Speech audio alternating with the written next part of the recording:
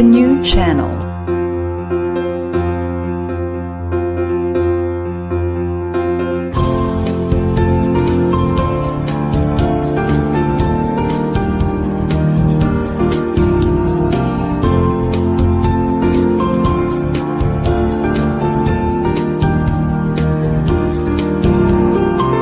The new channel.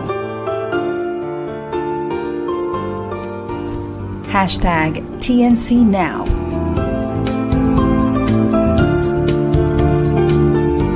The views, opinions, and insights expressed in the following shows are those of the host, producers, guests, and viewers. They do not necessarily reflect the position of the channel. Viewer discretion is advised.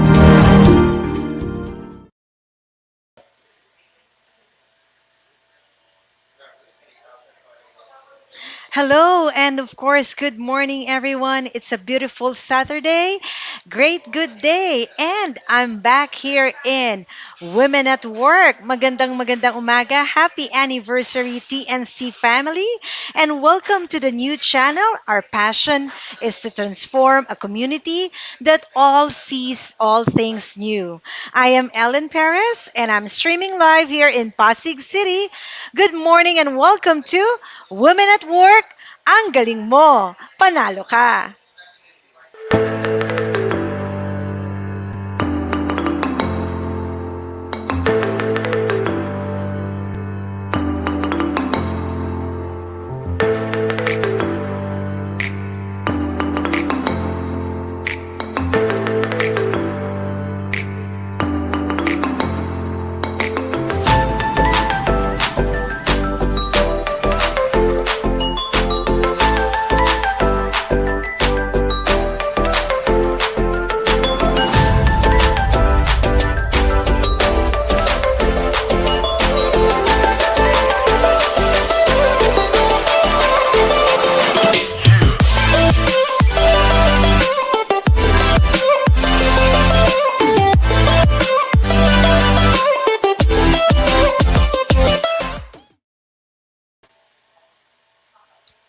Yes, magandang umaga Pilipinas. It's a brand new weekend.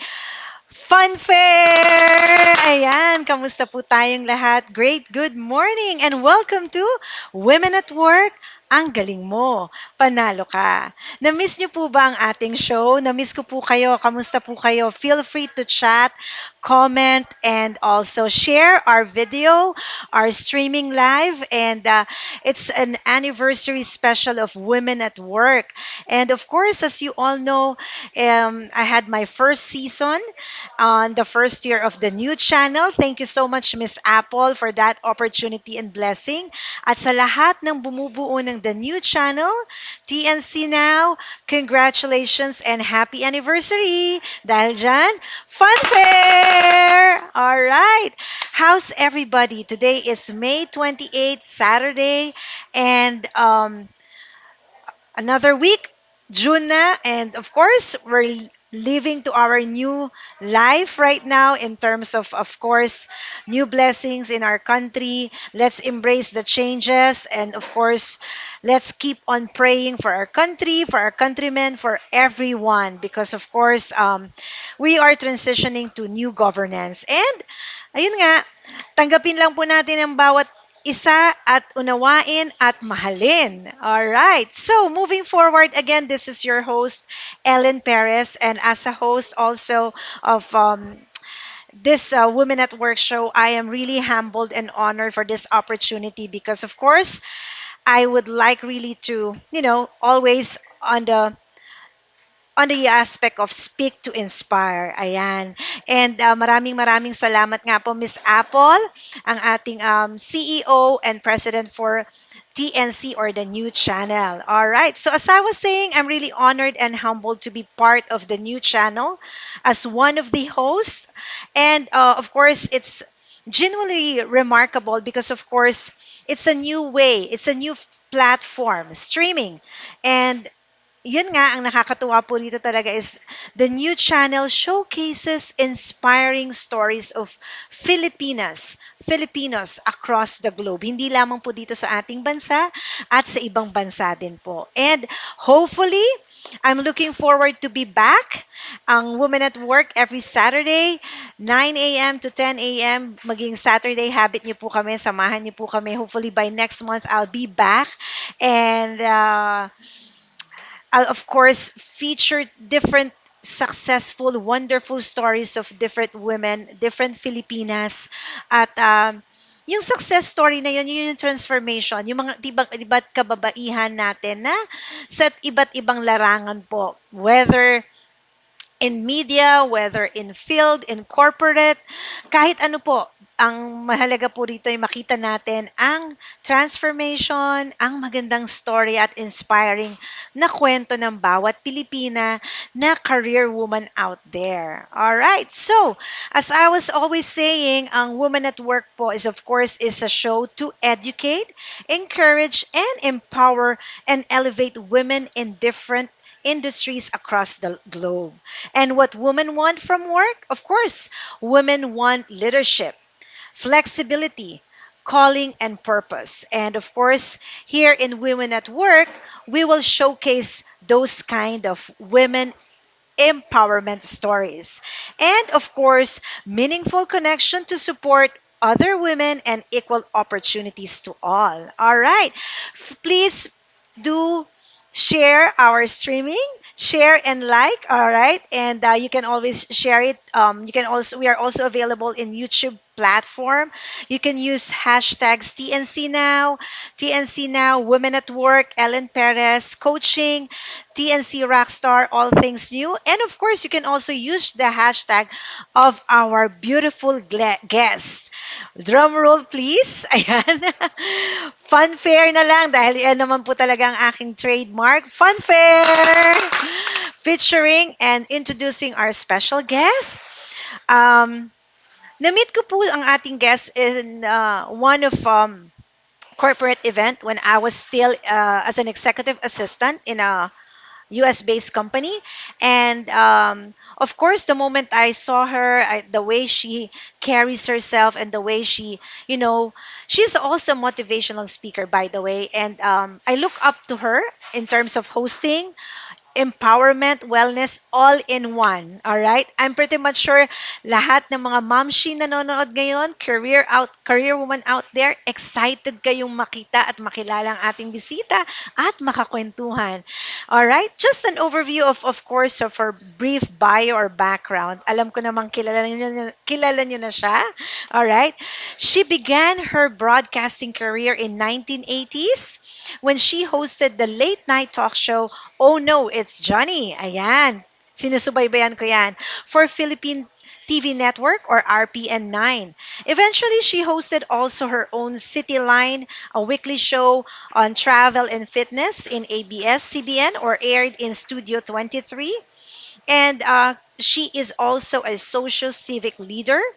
All right. And she also advocate wellness and women empowerment crusader, media professional. She is currently as well the president of Mutianang Pilipinas.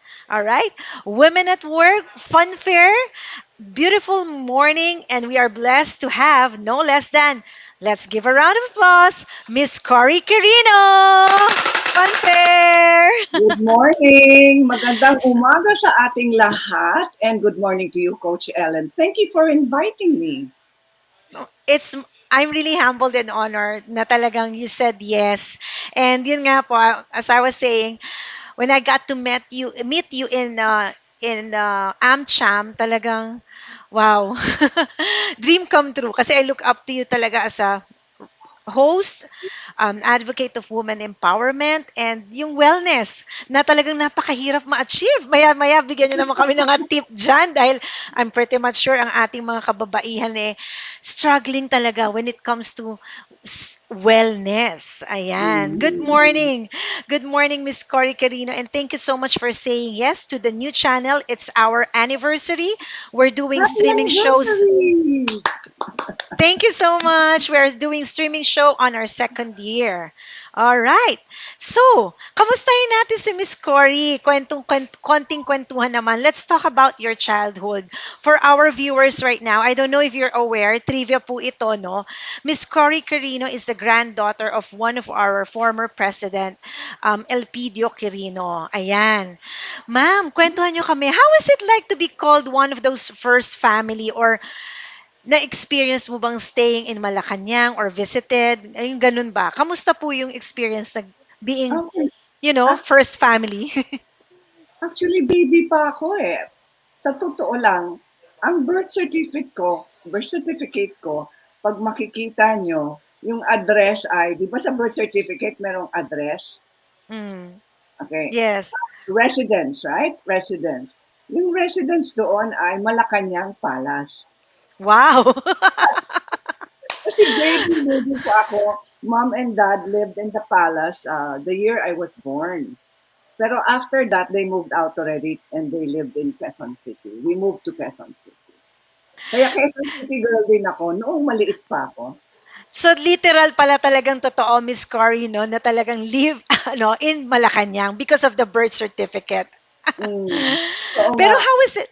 Kamusta naman po growing up? Ano po yung mga ang encounters niyo or learnings or fun moment with former President Elpidio Quirino?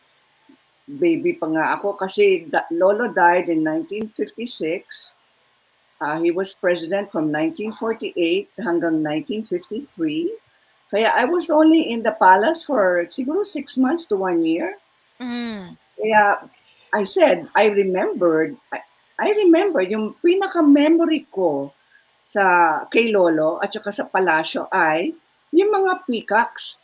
May mga hayop na, yun lang ang naiisip ko na, sino ba itong mamang he would carry me in the morning at saka nakasuot ng puti. Lolo loved to wear white suits. Tapos I remember his voice, very deep and commanding. At saka ang nakikita ko mga peacocks at saka garden, isang hardin. So nung pumunta ako sa palasyo, yung alam nyo na you have that feeling na deja vu, no? That you were there before, na parang, Yeah. I parang know this place. Parang ganon. no, I have been here before. Hmm. So, it triggered my memories when I was a baby. Tinanong ko yung Malacanang Palace tour guide na in charge of the museum. Sabi ko, noon ba merong peacocks dito? Sabi niya, ma'am, merong peacocks noon. Regalo kay President Quirino. Wow. Galing sa isang bansa. Sabi ko, hindi ba nandoon yung... Alam ko pa kung saan ang yung direksyon ng garden. Sabi niya, ma'am, talagang totoo yan. Merong mini zoo dito noon. Pero ngayon wala na. Yes, So, kasi talagang sobrang daming changes na. oo. So every time I enter the palace for an event or an occasion, it's a feeling na something that is familiar, something that is welcoming.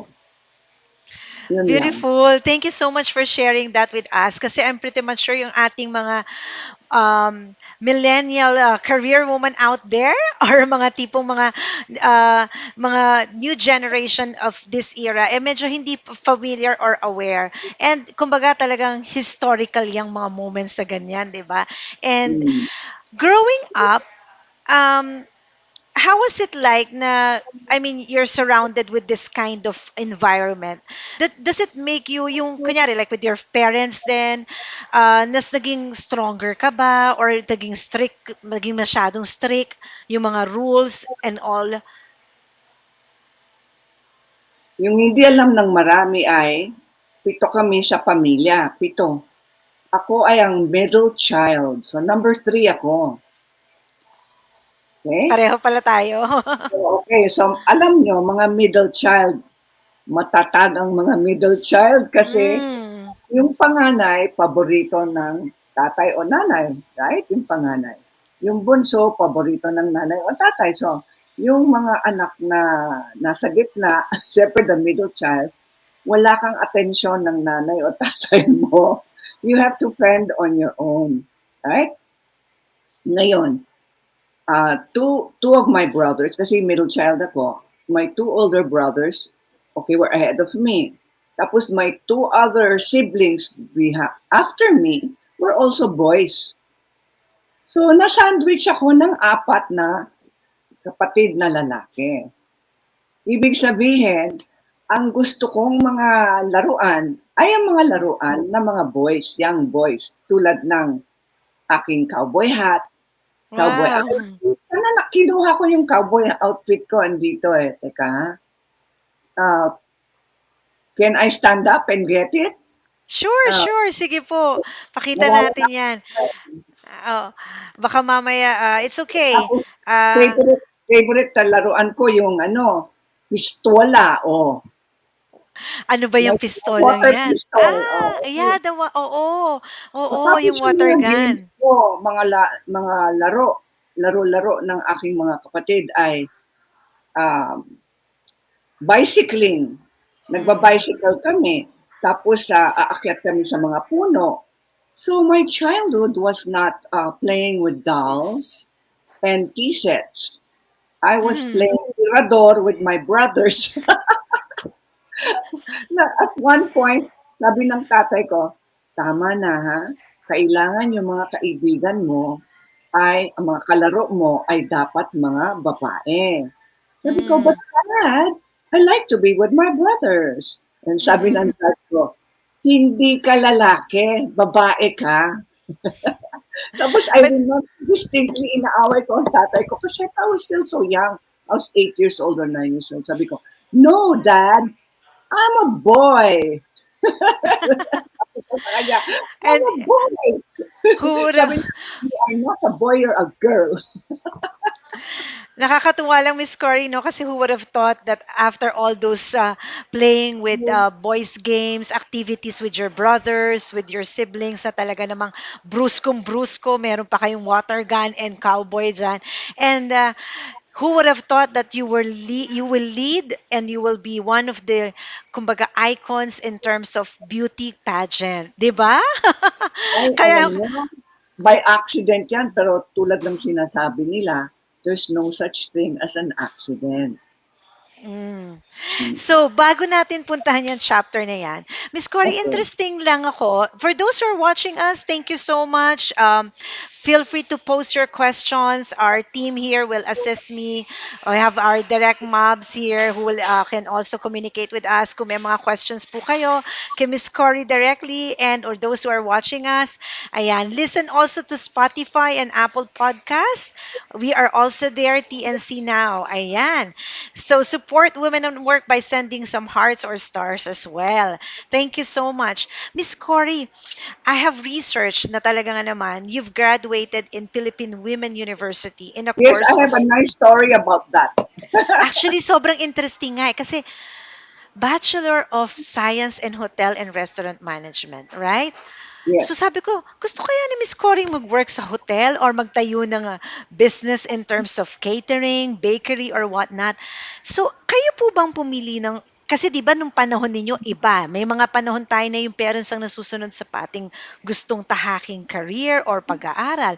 Because you didn't end up, I mean, doing a career related to human resources. I mean, into HRM rather, into Oh, hotel I and got into restaurant. HRM also. If you look at my CV, yung biodata ko, ang daming industriyang pinasukan ko just to get experience. Mamaya pag-usapan natin. Sige po. So, paano po? Bakit po kayo napunta sa, I mean, heart's desire nyo talaga magkaroon ng, I mean, to graduate in HRM course? Yun talagang gusto nyo? Hmm. I've always wanted to be, ang unang-unang panaginip ko o pangarap ko ay maging isang manansyala o amorsolo. Gusto ko talagang maging artist, to paint. Ah, So, I told my dad nung I was 17 that I want to be an artist. So sabi ng dad ko, okay, ipapadala kita sa Madrid, Spain, sa Espanya. And you try to study there. Okay, so at that time, yung tiyo ko ay ambassador of the Philippines to Spain.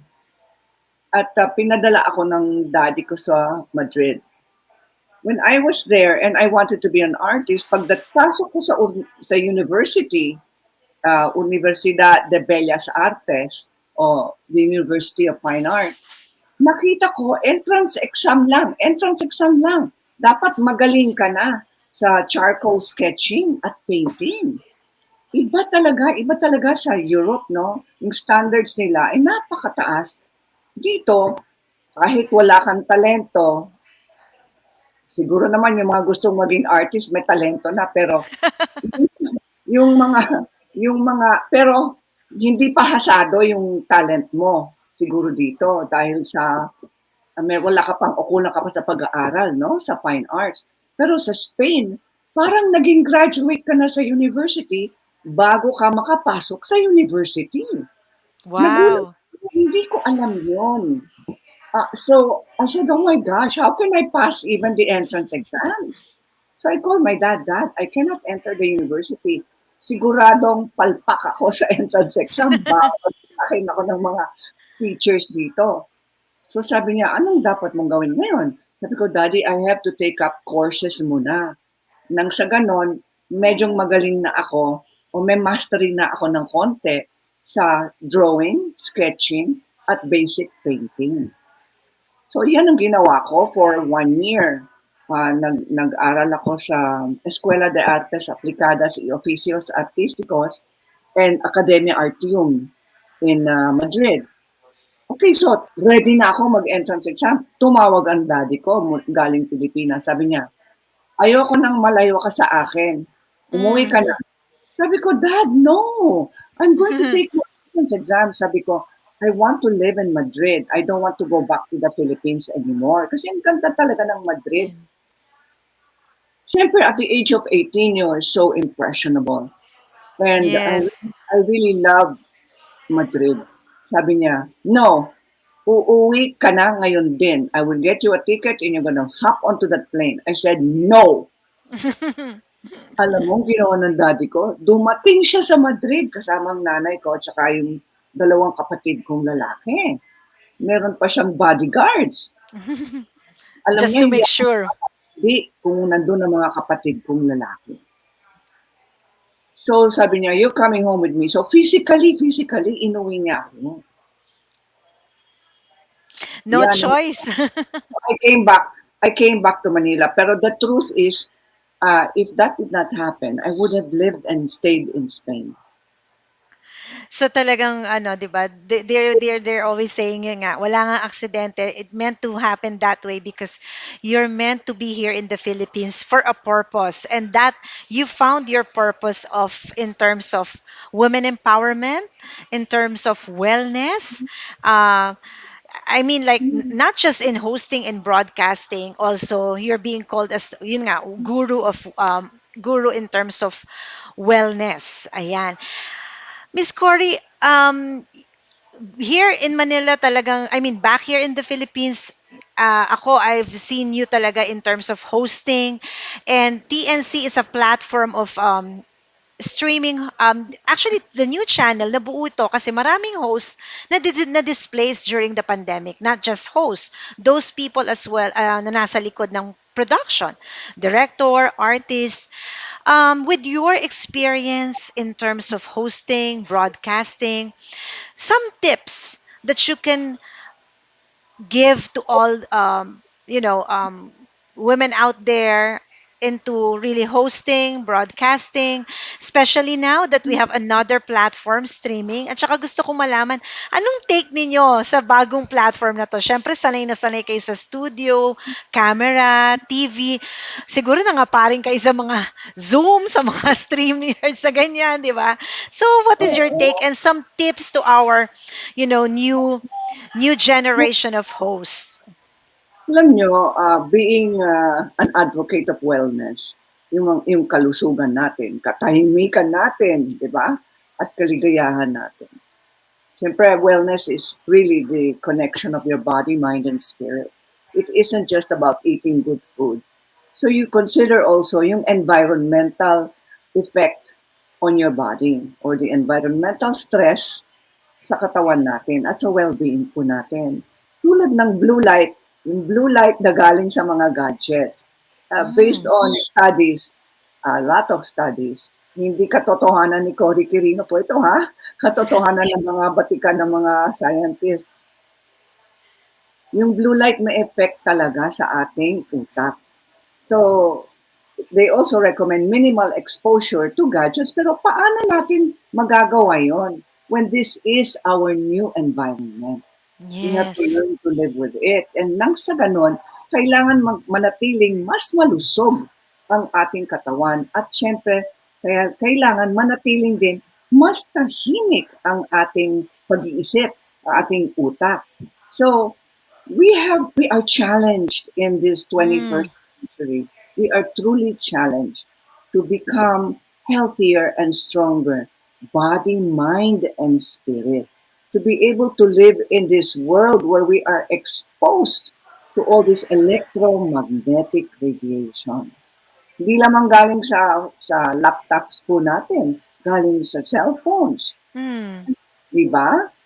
So we have to be more mindful about us living in this new world. It's really a brave new world. So ang tip ko doon ay balance. Kailangan magkaroon po tayo ng balanse. Anong ibig sabihin nun? Kundi manage your time and balance your time. I-budget natin ang oras po natin na exposure sa mga gadgets kasi po lalong-lalo na sa mga kabataan. Napapansin ko, Mm. lalong-lalo na sa mga pamilya na lumalabas kumakain sila. Hindi naman sila nagsasalita sa isa't isa, nag-uusap sa isa't isa. Nakikita mo, nakaganon lahat. So, ano yun? It will break down even if the gadgets in this world of ours are able to connect us to the world in an instant. Are we still being disconnected slowly from our own immediate families, immediate family members? Think about it. So there's a time where you have to put aside this cell phone because family time is family time.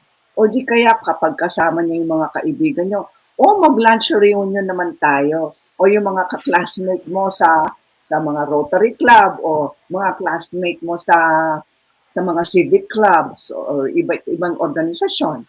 Pag meron kayong reunion time is reunion time. Give it your 100% attention. Bawal ito. Isatabi po natin yan nang sa ganon, we can still nurture and establish healthy human relations. Miss Cory, grabe. Overwhelming to, di ba? Round of applause. Pero ang ganda. True. Family-wise, human Diba? relationship, talagang nawawala na. And in fact, gusto ko nga dagdagan po na it's ang tabi ang cellphone. Guilty rin po ang karamihan dyan. Kahit ako, I'm doing my very best. Lalo na't napag-aralan ko rin sa life coaching, is sleeping. Di ba karamihan ngayon natutulog katabi ang Yes. cellphone? Right. Hindi At na saka nga yung mga bata, ha? Yung mga yes. cellphone na nasa tabi mo, how many incidents ba of mga cellphones naka-plug, recharge nila, nakakalimutan nila i-disconnect yung plug, tapos nandun lang sa tabi nila. Ilang nagkaroon ng mga accident kahit namatay pa yung mga ilan dahil na sumabog Exactly. ang cellphone. Please, mothers, grandmothers, please, when you see your children and grandchildren do that, pumasok kayo sa kanilang mga kwarto, tanggalin nyo yung cellphone na yan. Kung kailangan, itago mo. Exactly. Kailangan talaga ng discipline. I totally agree with you when you say Right? At disconnect balance. ang mga wifi. Yes, oo. Disconnect talaga kasi wala nang human relationship eh. Correct. Thank you so much for that valuable tips, insightful. At sa ating mga viewers, time check, 9:32 a.m. Women at work, ang galing mo, panalo ka. Stay tuned, sit back and relax. Magpapahinga lang si Miss Cory for a while and kami naman din po will just have a commercial gap. We'll be right back. Stay tuned.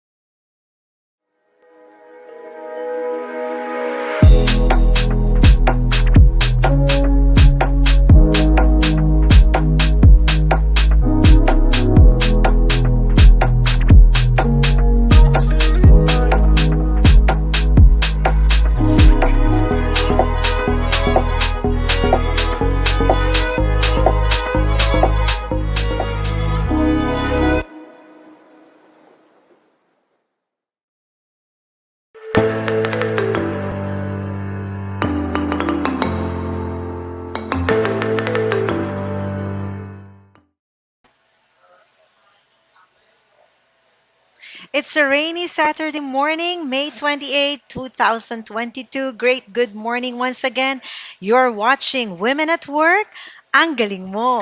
Panalo ka. This is your host, Ellen Perez. So, welcome back. And again, thank you so much for joining us. And hopefully by next months to come, you'll have again Women at Work every Saturday. And marami po tayong iba't ibang mga kababaihang Pilipinang ipapakita or i-feature natin sa ating show na talaga namang magbibigay ng iba't ibang kwento at istorya ng tagumpay, galing at something to inspire each and every one of us who are career women out there. Maging ate ka, momshi, tita, or whatnot. Ayan. Thank you so much. And once again, to the new channel, TNC, happy anniversary. Please continue to subscribe and follow us in YouTube platform, Facebook, Instagram. We are also in Spotify and Apple Podcasts, TNC Now, all things new. All right. So, of course, as you all know, TNC is a live stream platform of online shows for people on the go. Of course, please watch all our shows as seen on screen and imagine having your own show, your own playlist, your own content, but we make it easier for you. TNC aims to transform the lives of our viewers through engaging, authentic, and original content. Our vision is to become a global 24 by 7 live stream channel that showcases Filipino talent, global influencers, cultural intelligence, and ingenuity. And of course, you can watch live or replay via Facebook or YouTube. Kagaya po ng Women at Work, ayan, panoorin niyo po at iba pa nating mga programa. You can follow us on Instagram, YouTube, also in Spotify and Apple Podcasts. Just search hashtag TNC Now. And for sponsorship, please email at TNC I'm sorry, please email at thenewchannel.com. Once again, for sponsorship and other inquiries, you can email the show TNC, of course, at thenewchannel.com, at thenewchannel.com, or direct message here in the new channel. All right, and enjoy these life-changing shows because, of course, they are made just for you. All right. Magandang umaga po muli. Ito po si Coach Ellen Perez. It's of course I'm a host and a motivational speaker and a coach. And for any life coaching experience that you think you need and you believe you need it for your improvement, for your growth, for transformation, if there's some things that you need to process, connect with me. Ellen Perez, Life Coach is my Facebook, or you can also email me, Coach Ellen Perez at yahoo.com. That's Coach Ellen Perez at yahoo.com. And you can message me in my Facebook page, Ellen Perez Life Coach. All right. And of course, maraming salamat once again, TNC. Happy second year anniversary to all the hosts. Congratulations, Miss Apple, and of course to the people behind the new channel, to the team, crew production. Maraming salamat and happy anniversary. All right, let's get back to our beautiful, empowering, and of course, inspiring guests. Drum roll, fanfare. Let's give it up once again to Miss Cory Quirino. Kamusta po kayo? Hello. Ayan. Ayan, hello po ulit. Eto na. Ayan, Ayan. ang Wow. pinaka-paborito ko. Sinusuot nung baby ako. Maliit pa ako. Tingnan nyo. Oh, cowboy hat. That's my mom. Wow, she's so gorgeous. Yeah. Napakaganda, kamukhang-kamukha niyo. And thank you for sharing that. Nakakatuwa, 'di ba? At ano ng jumper mo talagang nakalaglag pang ganyan at talagang mukhang pasugod Masyadong tayo. sexy. Masyadong sexy pero parang pasugod tayo diyan, Miss Cory Quirino. Talagang pasugod tayo parang laban, 'di ba? And Sabi who would ng have mom thought. ko, tingnan mo yung mga matang yan. Eh, Pilya. yeah, Philia, pero talagang very gorgeous. Now, moving forward to wellness. Eto nga nakita ko yung YouTube channel nyo nakalagay doon. 60 is the new sexy? Parang gano'n, di ba? So, sabi ko, wow, The paano new ba ma-achieve? 50. Oo, paano ba ma-achieve 'to? Yon, in summary, I know people, a lot of people, even in your talk in AmCham for secretaries, for corporate people, whenever you engage in talks or whatnot, most people will ask, how to be you po? How to be you po, Miss Cory Quirino? How to age gracefully? Kasi parang walang nagbabago, yung aura. I mean, ano pong sikreto? Ano bang kailangan gawin? I mean, you sound still so gracious, confident, humble, and of course, physically, you still look so gorgeous. Ano po bang konting tips dyan, Miss Cory Quirino?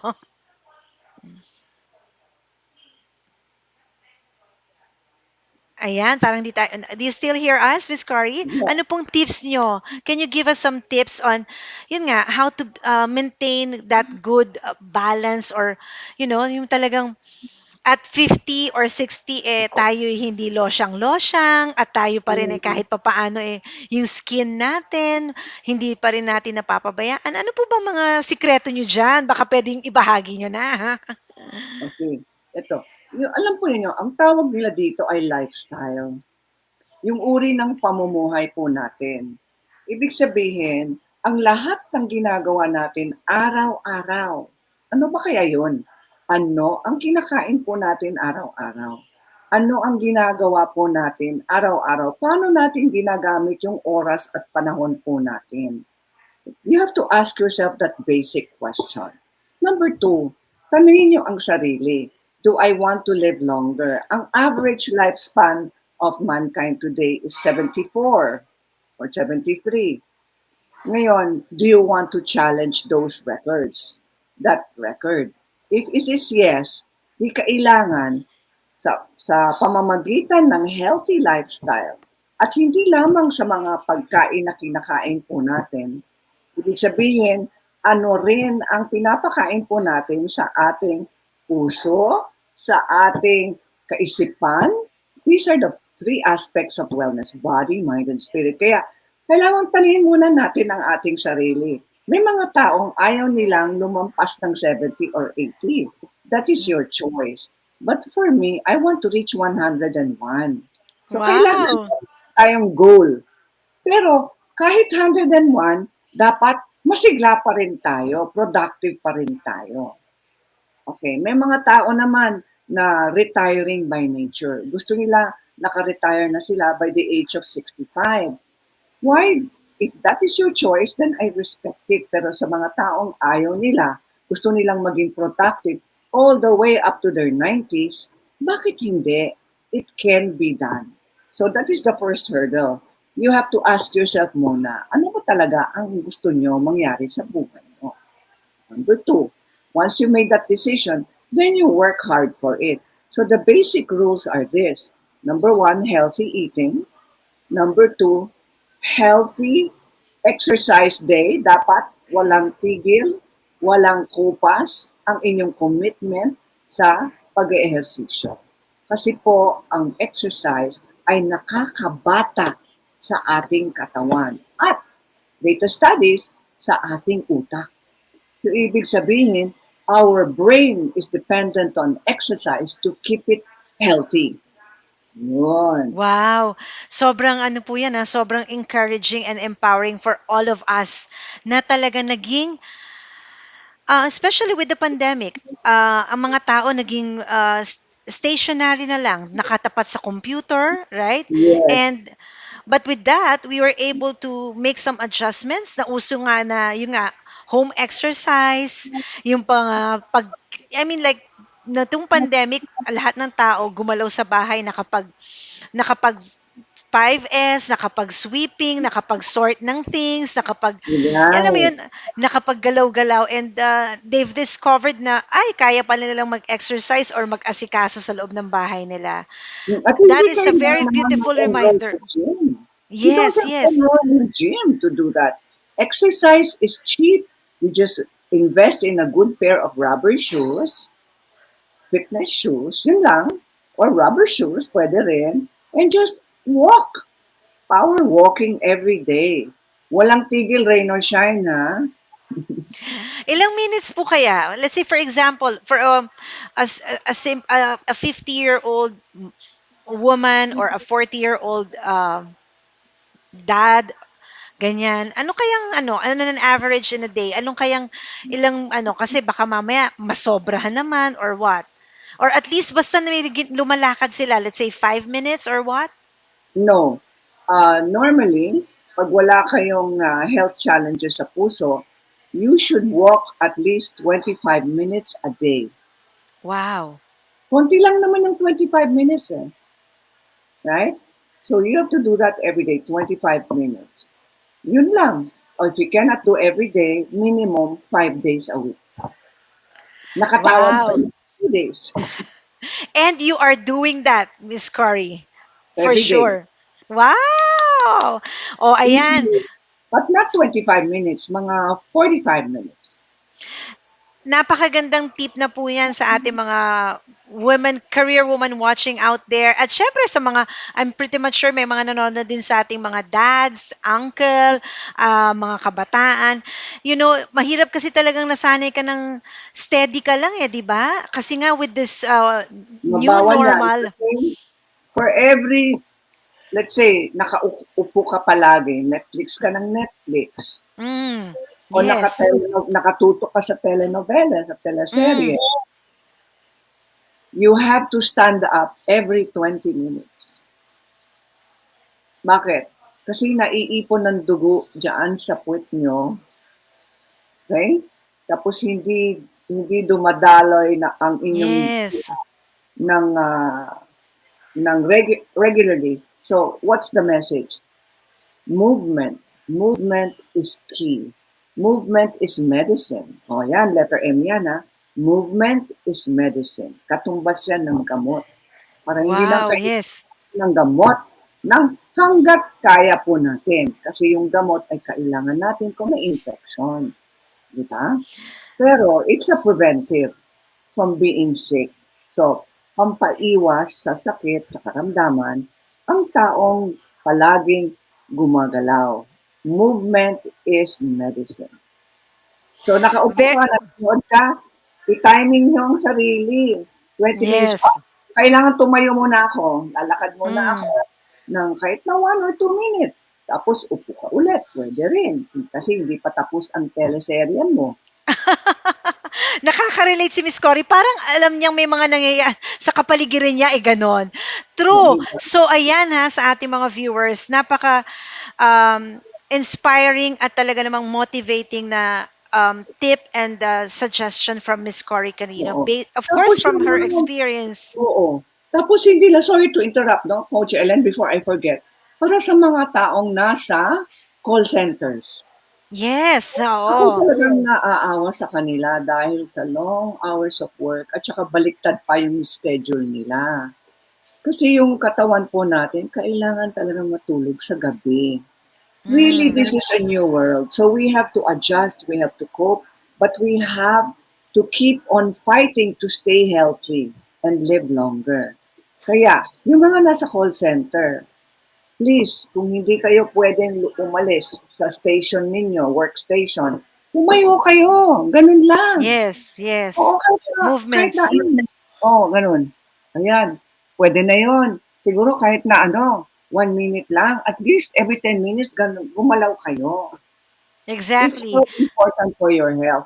Kasi sabi nila, yung mga nasa call center, ang mga bad habits nila, kape at sigarilyo o vaping. It's so unhealthy. When you're hungry, you just eat junk food, tapos iinom ka ng kape. Nakakasira din yan. I'm not saying coffee is bad for the body, but overdoing Too much. it. Yes. Yeah, too much of anything is bad. Thank you so much, Miss Cory. Well appreciated. At ang mga, siyempre talagang, iba na talaga yung mundo ngayon But really, as what you have said, we have to adjust and continue working on healthy lifestyle. Right. Ellen, yung mga nasa call center, bihira silang umiinom ng tubig. Yes, alam ko yan. Right? At dati rin po akong biktima niyan. Sabi ko nga ma-hospital ka dahil hindi ka uminom ng tubig, di ba gagastos ka ng magkano at kung may health card ka, thank God. ay, yung pala, mag-ano lang naman ng tubig. Diba? So, Yan. it's really 10, important. 10 hanggang 15 basong tubig. Uulitin ko po. 10 hanggang 15 basong tubig araw-araw. So hindi lang siya 8. So, mas marami Wow. dapat. Wow. Kasi living in the tropics, napakainit. Kahit umuulan, Mm. mainit pa rin, di ba? Yes. So, So, at least we 10. need to, Dagdagan pa natin. Thank you mm-mm. so much for that, Miss Cory. Ngayon naman, nakakatuwa, no, di ba? Fun fair talaga and a round of applause. I'm sure ang ating mga viewers are really, just like a sponge, really learning and navigating all those wonderful sharing of Miss Cory Quirino. Pag-usapan naman natin ang empowerment as advocacy, Miss Cory. Um, I don't know, this is also a trivia, but for those who doesn't know, some unfortunate situation happened to Miss Cory in her life. I think that was 2003, if I'm not 1995. 1995. Tapos 2003 yung movie, I think. 1995, some unfortunate situation happened to Miss Cory. Kung hindi niyo po alam, naging biktima po siya ng kidnapping along with yung kasama niya yung driver niya at driver niyo po and yung PA. And during that time talagang sobrang laging sensationalized siya at nagawa ng pelikula rin. Ano po ang learnings? Ano po ang experience? I know, masakit yan. Hindi na natin kailangan pang anuhan ng balikan ng kumpleto. But there is a lesson out of it and there's, yun nga po, di ba? It's a story of hope and story of forgiving and story of love. Ano po yung share nyo about that experience of yours, Miss Cory? Um, para sa mga kababaihan, hindi ko sukat akalain na magiging biktima ako ng krimen. Right? Never did I think I would ever be exposed to bad men. Wala talagang sa isip ko yun. When I was taping for my show in Lake Caliraya, Laguna, I remember it was a retreat center headed by Reverend Joseph Mo, isang Christian center yun. And it was called a recovery. It's a recovery center for the spirit. Okay? So in-interview ko si Reverend Mo. At yung sermon pa naman niya ay napakaganda. Sabi niya, meron siyang mga trompo. Gumagamit siya ng mga trompo habang nagse-sermon siya. Yung kanyang ministry. Sabi niya, piliin niyo kung anong trompo ang gusto niyong ilalagay ko sa palad mo. Ako palaging challenge. Sabi ko, I want the big one, the biggest one. Ang pinakamalaki, ganito kalaki. Sabi ko, wow, sabi niya, you chose the biggest one. You certainly love a challenge in your life. Yeah. Okay, ang trompo ay kulay red, white, and blue. Okay? So, he started spinning the spinning top at nilagay niya sa palad ko. Nagbabalanse yung spinning top sa palad ko. Hawak-hawak ko yung spinning top. Tapos sabi niya, ano ang kulay nakikita mo ngayon? Sabi ko, pula. Sabi niya, very good. The blood of Christ is red, sabi niya. Ang nakikita mong pula ay ang dugo ni Kristo. At huwag mong kalilimutan, sa buhay mo, kahit anong pagsubok darating sa buhay mo, sabi niya, you are covered by the blood of Christ. Yan ang Wow. pinaka-depensa mo. Yan ang pinaka-armor mo sa buhay mo. Huwag mong kalilimutan yun. 3 hours later, I was kidnapped. My gosh. By Wow. 5 armed men in Lake Caliraya, Laguna, sa Lumban, Laguna. Hindi ko talaga, never in my wildest dreams would I ever imagine being a victim of crime. So alam po ninyo, parang pelikula yun eh. Yung nangyari na yun, pumapasok na sila sa kotse, naka-armas sila. Sabi ko sa sarili, in slow motion kasi lahat dumadating sa slow motion kapag you are in the middle of panic. Talagang you are traumatized. Ang tinatanong mo sa sarili mo, nangyayari ba ito sa akin? So everything is in slow motion. Tapos when you realize it's really happening, this is not a movie, then you will start thinking, mamamatay ba ako? Papatayin ba ako? Will I get raped? Kasi lahat lalaki eh. Yan ang kinatatakutan ng kababaihan, di ba? Mm. We are afraid to be raped. So, and be killed.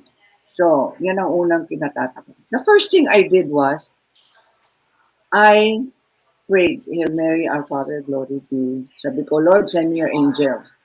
After 1 minute, hindi naman dumating ang angels. So sabi ko, Lord, I remember the sermon. Mm. I Yes. remember the sermon. I'm covered by the blood of Christ. But I Mm. still did not know the prayer. Nung dinala kami sa Quezon National Park, imagine from Laguna, dumaan kami sa Bitukang Manok, sa Quezon National Park. Pinababa kami, binarilan chopper ko. Wow. That moment when they shot my driver at ang kinapos tinanong ako, ano ang gusto mo? Anong gusto mong mangyari? Pinatay na namin ang chopper mo. Kinuha na namin ang pera mo. Paano mo tutubusin ang buhay mo? At that moment, that was a life and death situation. I prayed. Talagang yan ang total surrender. Ang tunay na pagdadasal, ang tunay na pagdadasal ay ang pagsusurrender o yung ipapaubaya mo ang buhay mo sa Panginoon. You have to Amen. surrender your life. Every day of your life, you must surrender to the Lord. You must surrender to the divine power that is directing you towards your destiny, your purpose on earth. I only realized that at that life and death situation. Kaya nung sinabi ko yun, Lord, I surrender my life to you. Biglang, totoo po ito, hindi po ito biro. May nagbulong sa tenga ko. I remember my left ear. At ang binulong ay boses ng isang lalaki pero hindi tao. Hindi tao Mm. yun. It Mm. sounded like thunder. Mm. Thunder. And the voice said in an echo, it's not your time. Tapos biglang Amen. Wow. dasal. Blood of Christ, cover me and deliver me from danger. Oh, repeat after me, ha? Blood of Christ, cover me However, and deliver me from danger. If you pray that every day, you are covered by the blood of Christ. Amen. Yun. So I never stopped praying that until I was rescued by the Philippine National Police 23 hours later. At all that time, we were inside the car. Buti na lang. Kasi kung hindi, I would have been raped and killed. Kasi narinig ko yung balak ng mga kidnappers. Sinabi nila sa aking PA kay Helen. Sinabi nila, ang balak namin ay patayin ang boss mo. Kasi, ayan, masamang tao yan. Sabi nilang ganun. Sabi naman ng PA ko na, yaya ko yun eh. Sabi niya, huwag niyong patayin si ma'am, mabait yan sa akin. Mabait yan sa mga mahihirap. Narinig ko siya eh. She pleaded for my life. See, God sends you your angel. So, napospone ng konti until we were rescued by the Philippine National Police. They could have shot Wow. me then and there in the forest, pero they did not. Yes. Kasi I started praying, blood of Christ, cover me. Blood of Mm. Christ, cover me. Blood of Tapos, Christ cover me. Yes. nagkaroon pa ng roadblock sa Quezon. Nagkaroon na ng roadblock kasi natimbrehan na yung mga ibang tao na I was missing. Alam po ninyo, nagkaroon pa kami ng car crash. Natanong ko nga sa Panginoon, Lord, ano ba ito? Ba't ang dami kong namang mga trahedya? I get kidnapped. Merong car crash. Nauntog pa ako sa backseat ng kotse. Si Helen, nauntog ang ulo niya, ang noo niya, sa bakal.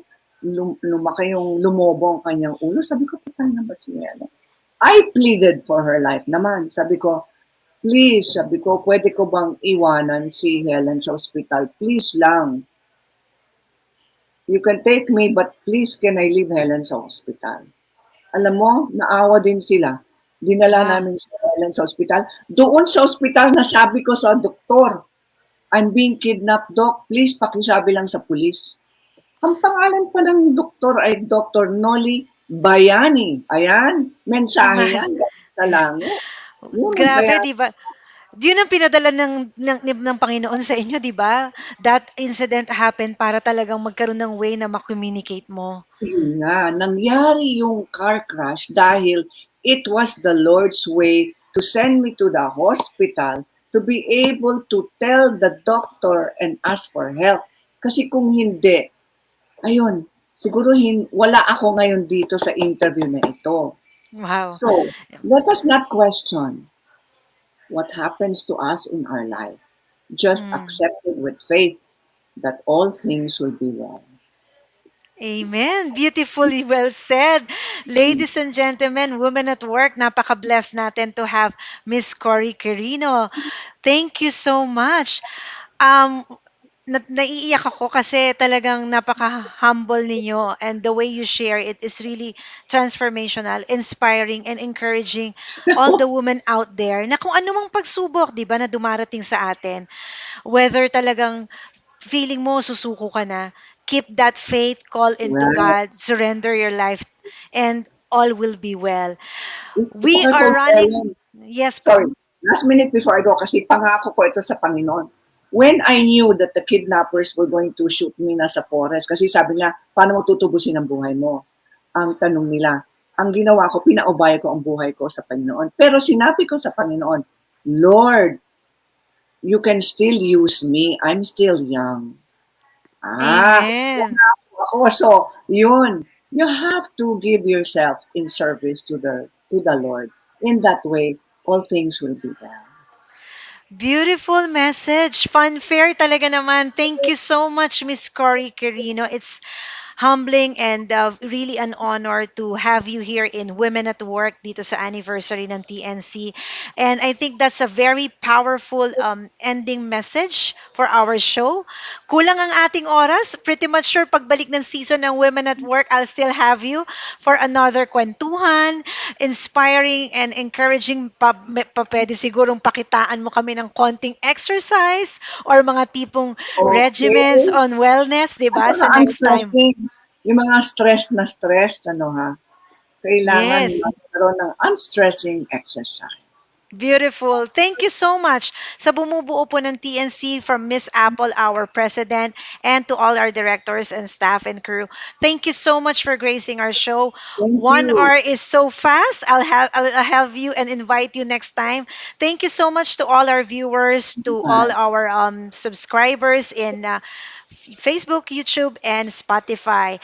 Thank you, Miss Cory Quirino. Thumbs up, and have a blessed, wonderful day ahead of you and for the rest of your life. Thank you so much for all those inspiring, encouraging words that you have shared to all of our viewers. Let's give a round of God bless applause and heart, you. heart. Thank Thank you so you. much. See you soon, Miss. Bye-bye. God bless. See you soon, Miss Cory Bye-bye. Quirino. Thank you Take so care. much. And once again, this is Coach Ellen Perez, your host for Women at Work. Women at Work, ang galing mo. Panalo ka. God bless and happy weekend. Thank you so much. Happy anniversary, TNC. See you next time. Bye.